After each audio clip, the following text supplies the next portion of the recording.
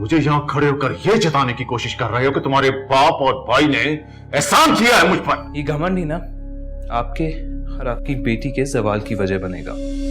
Sir ये आप दोनों के टर्मिनेशन लेटर। क्या बकवास है ये? मैं खुद जमान से बात करता हूँ। My daughter must be happy now. मैं जमान का गुलाम बनकर नहीं रह सकता। शायद जमान को अल्लाह ताला ने हमारे लिए वसीला बनाया हुआ था, लेकिन वो खुद को खुदा समझ बैठा। तुम यकीनन जानती होगी कि मैंने तुम्हें यहाँ क्यों बुलाया है। जी बिल्कुल जानता हूँ। मेरी बेटी पर हाथ उठाने से पहले मिस्टर आरिफ कम से कम ये तो सोच लिया होता कि तुम और तुम्हारा बाप, तुम्हारा भाई, बल्कि तुम्हारी पूरी फैमिली मेरी वजह से अय्याशियां कर रही है। अगर मैंने तुम्हें ये नौकरी न दी होती ना, तो 2 टके की जिंदगी गुजार रहे होते तुम लोग। अगर आपने मेरे बाप और भाई को नौकरी पर यहाँ रखा है ना, तो मेरे बाप और भाई ने दिन रात मेहनत करके आपकी कंपनी को यहाँ तक पहुंचाया। अगर आपने हम पर एहसान किया है ना, तो हमारा भी ये आप पर एहसान है। तुम बजाय अपनी गलती मानने की मुझे यहाँ खड़े होकर यह जताने की कोशिश कर रहे हो कि तुम्हारे बाप और भाई ने एहसान किया है मुझ पर। पहली बात तो यह है कि मैं गलत नहीं जो अपनी गलती मानूं, और दूसरी बात, मैं ये एहसान नहीं जिता रहा, मैं तो सच बता रहा हूं। मुझे तुम जैसी छोटी सोच के इंसान को यहाँ जॉब देनी ही नहीं चाहिए थी, और ना ही अपनी बेटी के साथ शादी करवाकर उसकी जिंदगी बर्बाद करनी चाहिए थी। मैं तो खुद यहाँ जॉब करने के हक में नहीं था, और ना ही आपकी इल-मैनर्ड बेटी के साथ शादी करने के हक में, क्योंकि मैं इसी दिन से डरता था। जिंदगी में पहली बार छोटे लोगों पर भरोसा किया और उन्होंने अपनी औकात दिखा दी।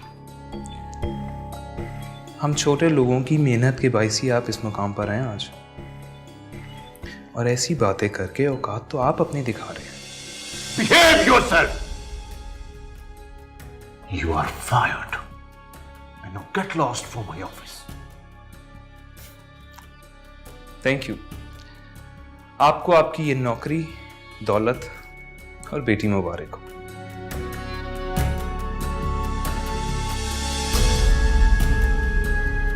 और एक बात और, ये घमंड ही ना आपके और आपकी बेटी के जवाल की वजह बनेगा। इंसान को इंसान समझें, वरना किसी इंसान की हमदर्दी के काबिल नहीं रहेंगे आप। I said get lost.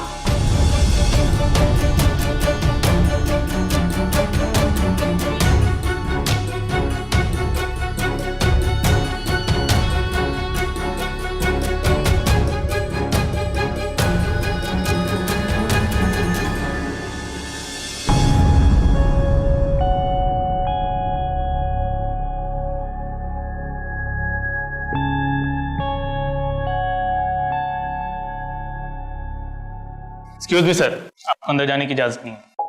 क्यों, क्या हुआ? एक्सक्यूज मी सर, ये जमान साहब ने आप दोनों को देने के लिए कहा था। क्या है ये? सर ये आप दोनों के टर्मिनेशन लेटर। क्या बकवास है ये? मैं खुद जमान से बात करता हूँ। सर उन्होंने आप दोनों को मिलने के लिए मना किया है। सर माफ कीजिए, आपको अंदर जाने की इजाजत नहीं है, आप हमें भी नौकरी से निकलवाएंगे। देखो तुम। बाबा, I think we should leave. इन लोगों से बहस करने का क्या फायदा? कैसी बातें कर रहे हो तुम? मैंने अपनी जिंदगी के 20 साल दिए इस इदारे को, 5 साल से तुम काम कर रहे हो। जमान ऐसा कैसे कर सकता है? बाबा जस्ट डोंट बैक, चलें यहां से, बहुत बेइज्जती होगी हमारी। चलें बाबा, प्लीज बाबा, आए ना।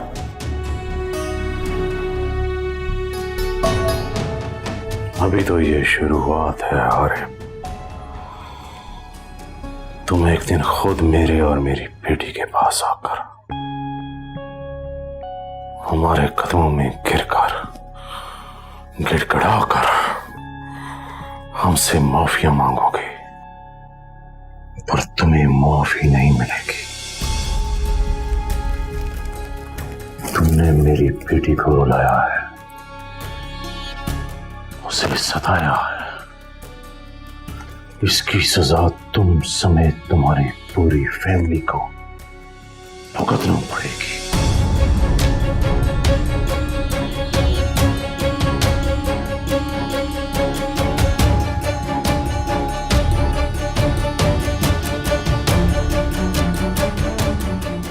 My daughter must be happy now. अगर यही सब कुछ होना था तो इससे तो अच्छा था कि हारिब अंबर की जिद ही पूरी कर देता। उसे बच्चा नहीं चाहिए था तो हमें भी उसे फोर्स नहीं करना चाहिए था। हम आप क्या कह रहे हैं? अंबर अलग रहकर भी कभी सेटिस्फाई ना रहती, फिर कोई नई डिमांड कर देती।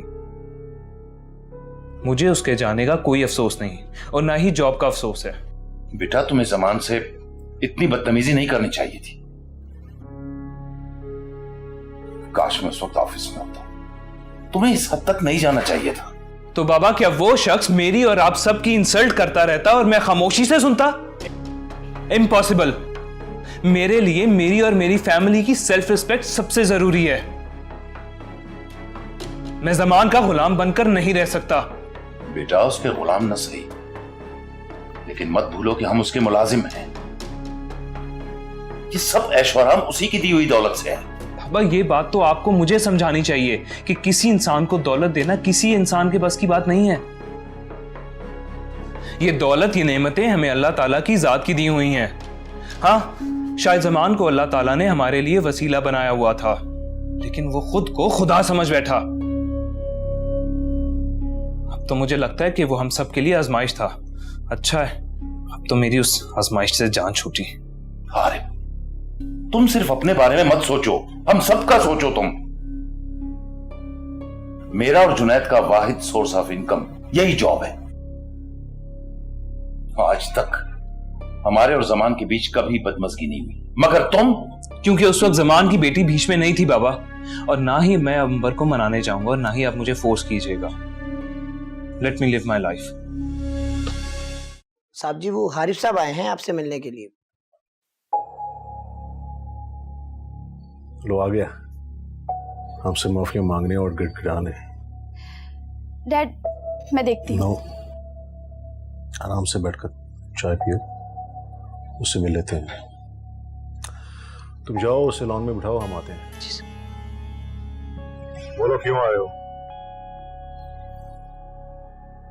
अंबर से बात करो। मुझे मालूम है तुम्हें क्या बात करनी है। आए होगे माफिया मांगने के लिए और गिड़गिड़ाने के लिए कि तुम सबको नौकरी पे वापस रखो। जितना मैं सोचकर आया था ना, आप लोग तो उससे ज्यादा कमजोर और खुशफहम निकले। ये आपकी गलत फहमी है कि मैं आपकी बेटी या आपसे माफी मांगने आया हूं। मैं तो सिर्फ ये कहने आया हूं कि जितनी मर्जी कोशिश कर लें, मगर मेरे और मेरे घर वालों के हौसले आप पस्त नहीं कर सकते। हम टूट जाएंगे, लेकिन आप जैसे छोटे लोगों के सामने झुकेंगे नहीं। अपनी बकवास बंद करो। 2 टके के इंसान होकर मुझे मेरे ही घर में खड़े होकर बातें कर रहे हैं। शुक्र करें कि बहुत तमीज से बात कर रहा हूं। मेरे पास और बहुत कुछ है कहने को।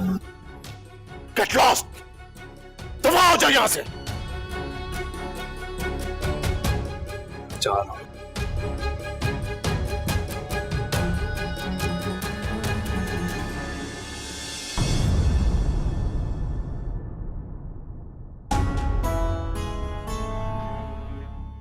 तुम मुझसे क्या खुला लोगी? मैं खुद तुम्हें अपने साथ नहीं रखना चाहता। किसी ऐसे शख्स के काबिल नहीं हो जो तुम्हें प्यार और इज्जत दे। अपनी बकवास बंद करो।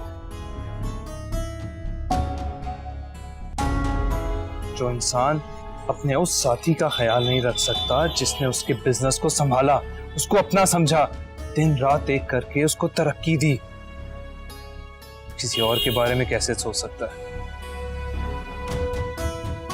आप जैसे लोग रिश्तों और प्यार को दौलत के तराजू में तोलने के आदी होते हैं। मैं भी देखता हूं कि आपकी इस दौलत के बलबूते पे कौन आपकी इस नाकाबिले बर्दाश्त बेटी को संभालता है।